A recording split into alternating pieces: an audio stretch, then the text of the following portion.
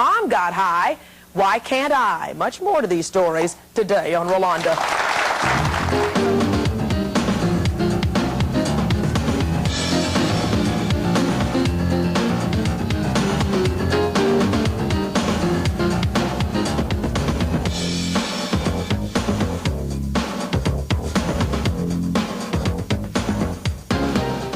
And I always have trouble keeping my weight up. And I was so blessed when I found out that grass could help me keep my weight up. And, you know, if somebody's overweight or something, it might be inconvenient to have the munchies take you over and make you eat too much past your diet. This lady is shaking her head over here. You and Eva both are bonkers. No such thing. I've never heard of Why? Well, that. you did Marijuana right. keeping your weight down. Man, please. No, I didn't. I You didn't trying say to make us down. believe I said that? up. Up? Not up. They think it helps them eat better. Period. That's disrespectful, period. I don't care whether Eva was your... I don't care. She is not supposed to smoke pot with you. Maybe among friends, Why? but not with your parents. You're supposed to be a role model, and you and Eva are sitting down smoking pot. Hey, Dad, let's smoke a joint. Give me a break. There has been a mass cultural brainwashing about marijuana. I think it has been misclassified. It should not be in the same category with cocaine and any other kind of drugs. I also want to say that during the 30 years that I have been smoking pot, I have written 11 books, and that I have won a international prize for other work of mine not related to this kind of thing, and that my daughter, when she left my house, went to work and has been employed and has supported herself all the way down the time, and she does get to work on time. Well, I want you to meet George Addison now. He's a youth counselor and lecturer, and he's very much against drug use. And George, I would think that when you hear these stories on our stage today, and this is the kind of thing that makes you work so hard and the passion that you give to your job. Just give your observations as you have listened. Well, I'm also a product of that I'll try anything once generation. But I think that if most people from that generation were honest, they would really say to their children that I made some mistakes. And maybe trying everything once isn't a good policy or a good philosophy to follow. So, George, what I hear you saying is that, I mean, because a lot of kids, maybe after seeing this show, are going to go, Mom, Dad, did you ever get high? And is that how you answer the question? Yeah, I made mistakes in my life. Yes, I think that if you're honest with them and you let them know up front that you did make mistakes and you are human and part of that process is learning trial and error type of things, then kids can respect you for being open and honest. Now, that's not a guarantee you're going to keep them from doing anything. As we all know, we all had our own individual thoughts, and even though we were warned about a lot of things, we still said, I'm going to do it my way and I'm going to at least try it, because we were all believing that if I do it at least once, it can't hurt. What can it hurt? What it does hurt is it hurts us passing that legacy on to the human generation, humankind rather. For instance, the mothers here, they have both done all they really can do with their kids in the sense that they've talked themselves blue. Both of these young men know their responsibilities, and part of that is at some point we all have to grow up. And also we have to realize that in order to coexist with other people here, we have to be responsible and accountable. Now, that's not fun. That's never been fun for anybody, but that's the fact of life, and I think that they need to deal with that. As far as this gentleman here with his daughter, I understand his viewpoint as it relates to medicinal purposes and gaining the weight and all that. Those are good reasons to keep a buzz going. Sure, I understand that. But the reality is that if he affects only himself, that's fine.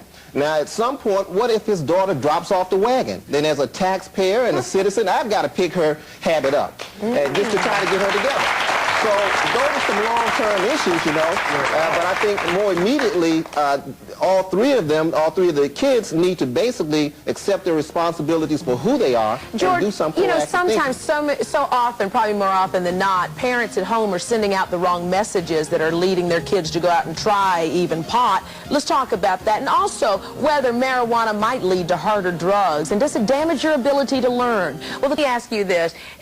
Parents who are going to fear that their kids are going to ask them about their own drug use, what responsibility, when you find yourself in a situation like this and the kids are going, Ma, you did it, now I'm doing it, Mom's saying I'm worried to death and I want you to do what I did, how are they to handle this situation?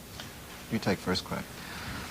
Well, I think first and foremost, a parent should be honest. That doesn't necessarily mean that a parent needs to tell a child absolutely everything of their past life and everything they've done. But a parent shouldn't lie. A parent should be honest, but a parent needs to differentiate between when they used the world as it was then and the world today. I think most of us would agree the world today is a far more dangerous place. We have AIDS, we have teenage pregnancy, we have teenage violence, all related to early drug use. When we come back, we'll get your side, George. And if you need help with a substance abuse problem, while you're watching this show, you may decide that this is the time for you to get help. We're going to give you a number to call when we come back, so grab a pen and a piece of paper, and we'll see you in about 60 seconds.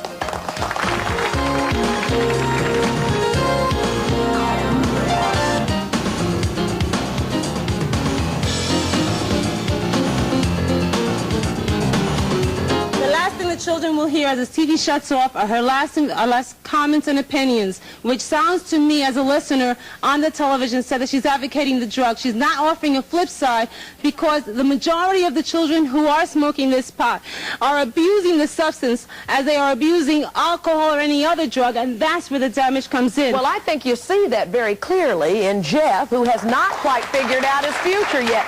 George, what is a mother to do in a situation like this? Number one, I would say, get some help. Correct, but I'd like to also add to the fact that today's pot is laced with a lot more stuff than what we used to get in the 60s and 70s. So there are a lot of other chemicals that go into play. I want to say this. I understand where she's coming from, and she's got a lot of reason on her side, but she says that it only works for us because we live in a controlled environment. I'd like to point out that we, as parents, controlled that environment, and that is why it worked. We controlled it. You live in a commune. Your whole neighborhood helps to control the environment your child is in. And that is not the truth in New York City, or where the children come from. You want to know what kids do drugs? Listen, we only have a few minutes. You know what is interesting? This show could go on for another hour, which says that there's something about this show that it's affecting a lot of people. Excuse me, Martin. I think what's real important is that I know that Luann came here. Excuse me, please. Excuse me. Can I have my show back? I know that Luann came here because she's concerned about help. I'm not sure if that's something that Cuetta wants to get involved in as well, but I know that you came here with hands offered for any help that our families might need. I'm willing to extend a 5-day retreat for Jeff to come and kind of get refocused on his life. Take the opportunity.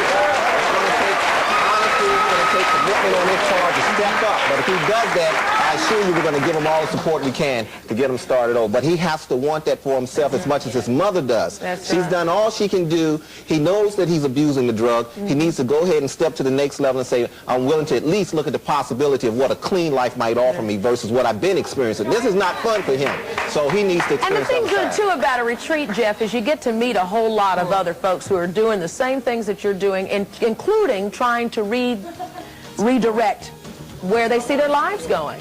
You think you're up for it?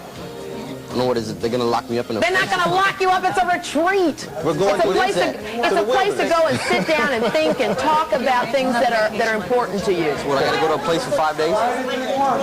Hey, listen, if you're willing to try anything at least once, try a retreat. Okay? All right? It's not a lockup. Well, we're going to try to talk you into it. It's up to you, Jeff. You've got to want to do it. Martin, you're welcome to go too if you'd like. I want to know where the hell I'm going. We're going to flash these numbers for you on your screen if you need some help with your own families. Obviously, this has touched quite a nerve. Like I said, we could go on for another hour. Help is there if you need it. That's what your mama came here for, and we're not going to let your mama down and not let you down either. So if you need it, we'll talk about that after the show. And we'll see you next time, everybody. Thanks for being with us today.